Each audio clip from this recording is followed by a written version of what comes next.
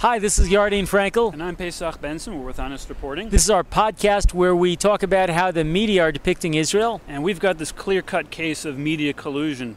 Yeah, watch this scene in Silwan as a group of stone throwers attacks a car driven by an Israeli. And the Israeli runs one of the kids over. It's making the rounds of the internet now. But what we found most interesting is look how many photographers are all around the scene. You've got, what is it, 3, 4, 5...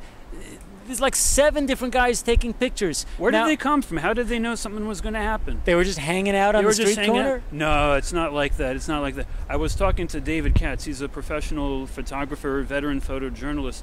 And he told me that when you have these stone-throwing incidents, what usually happens is the photographers, they wait in areas where they expect stone throwings to happen. But in Silwan, it's a different kind of neighborhood. It's a little more calm. And what happened here was that you don't wait for a stone throwing in Silwan unless you're tipped off beforehand. So all these eight photographers here, they knew there was going to be some action. They were tipped off. They were tipped off. They're standing on the street corner waiting for something to happen, waiting to take the pictures. That's right. They're waiting to take the pictures, and you can tell from the different angles that some of these photographers had clearly positioned themselves in a place where they expected to get a good picture because they expected something to happen. They knew that something was going to happen. What's amazing is, do you see them leaping to help the kid who's been hit? No, they're circling around trying to take more pictures. Well, that's what pays. These kinds of photographs pay. There's no concern for humanity. The poor kids, the poor driver. It's right. One of the photographs from one of these guys made it into the Guardian paper. Shows this kid getting hit, and the Guardian actually interviewed the photographer. He even gave tips about how he used a wide-angle lens with a fast speed.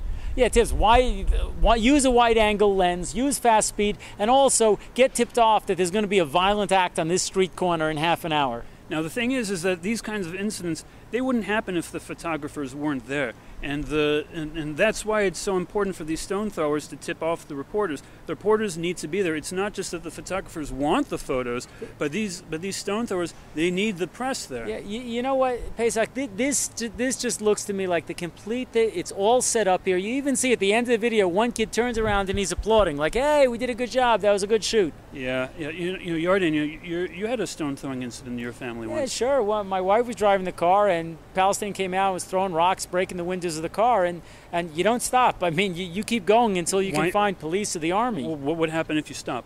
Well, the idea is if you stop your car, then more guys are going to come and they're going to shatter all the windows and someone's going to get hurt. So you got to get away. Right, which is why some people are saying, well, why did the guy drive off? Why didn't he stop to help? Because this mob of kids being egged on by photographers is still throwing stones at his car. You see him drive off, you see the back windshield's completely gone. And this is not the first time we've seen an example of the media almost staging a shot. Yeah, we had a skirmish by the Lebanese border not so long ago, and Hezbollah, they tipped off reliable photographers who came, and it was just like a simple border maintenance operation, just clearing away some trees.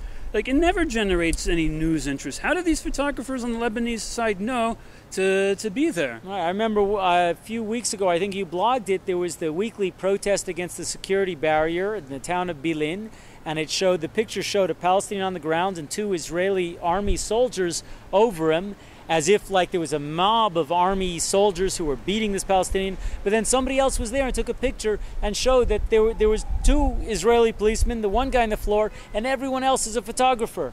They're all around to try to take these pictures. That's right. They just want these photos because they know that, like images of Palestinian kids being hit by cars, images of Palestinians being roughed up by soldiers, that's the bread and butter of the media today. They know these pictures will sell. Look, a lot of times media bias is most evident in photographs you see published by the media. We actually fairly soon are going to be publishing a photo study that's just amazing. Wait till you see this.